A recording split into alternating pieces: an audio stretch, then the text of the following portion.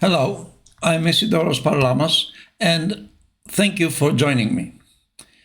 I have wanted to celebrate Socrates for a long time, because for nearly 2,495 years after his birth, Socrates remains the oldest real historical person we still think and talk about almost every day, and for the best reasons.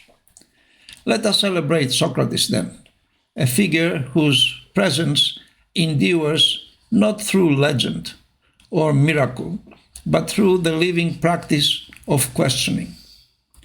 In a world crowded with mythic founders and ghost prophets, Socrates is refreshingly human and historically real. He walked the streets of Athens. He really did. He spoke in its agora. He listened. He asked. He probed. And he taught us to treat clarity as a virtue and truth as a conversation. Unlike many revered figures, no atrocities have been committed in the name of Socrates. No crusades, no inquisitions, no purges. His philosophy resists weaponization because it is not a doctrine to be imposed, but a method to be practiced. Socrates offered questions, not commands, dialogue, not decrees. His school is the open air of reason, and its only admission requirement is intellectual honesty. We know Socrates through independent voices, from Plato, Xenophon, Aristophanes, and indirectly Aristotle. Their accounts differ in tone, yet converge on a man recognizably the same: ironic, unflinching, self-disciplined, and relentlessly curious. This plurality of witnesses anchors him in history. He left no scripture and founded no sect. Instead, he modeled a way of living that makes each of us responsible for our thinking. Socrates' gift is the dialectic, a method of careful questioning that reveals confusion, dissolves pretenses, and clears a path to understanding. It is cooperative rather than combative, constructive rather than coercive. The goal is not victory, but lucidity. That is why the Socratic spirit thrives in classrooms, in courtrooms, in laboratories, and free societies, wherever truth is pursued through reasons that anyone may examine. We invoke Socrates whenever we ask, what is justice? What is virtue? What is a good life?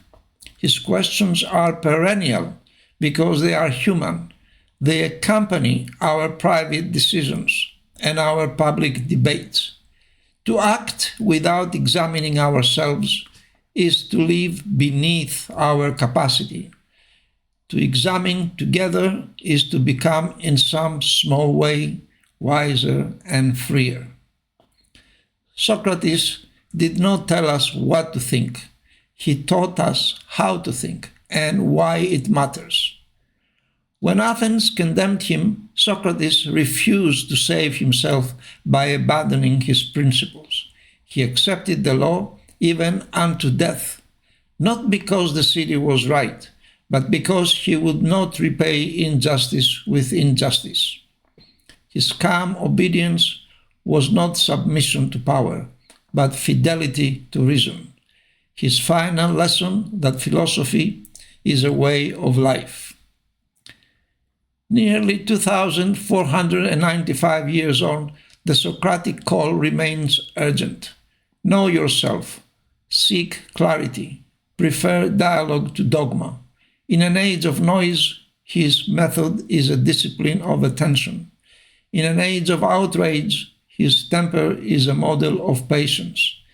In an age of radical uncertainty, his irony is a guardrail against arrogance. The United Nations should designate a day of Socrates. And it's a pity that Greece has not done so yet. An annual observance honoring a figure who elevates the human race not by dogma or conquest, but by the peaceful practice of questioning. Socrates embodies values of the heart at the heart of the United Nations Charter: human dignity, dialogue over violence, intellectual honesty, and the pursuit of justice through reason. A day of Socrates would invite schools, parliaments, courts, and community groups worldwide to host open dialogues, Socratic circles, and public fora that model respectful disagreement and shared inquiry. It would celebrate a legacy with no atrocities in its name, promote media literacy and critical thinking, and remind every society that durable peace and human rights depend on citizens who can ask better questions, give better reasons, and change their minds when truth requires it. To celebrate Socrates is to practice what he practiced: to ask better questions, give better reasons, and live with greater courage. The oldest real voice we still hear is also the clearest guide we still need. Thank you very much for joining again. I had prepared this text which I read. I didn't think I could memorize it, so I had to read it. I hope next time I'll figure a way out to do this live, okay? But this was the first time I'm new to this. So thank you again. Bye.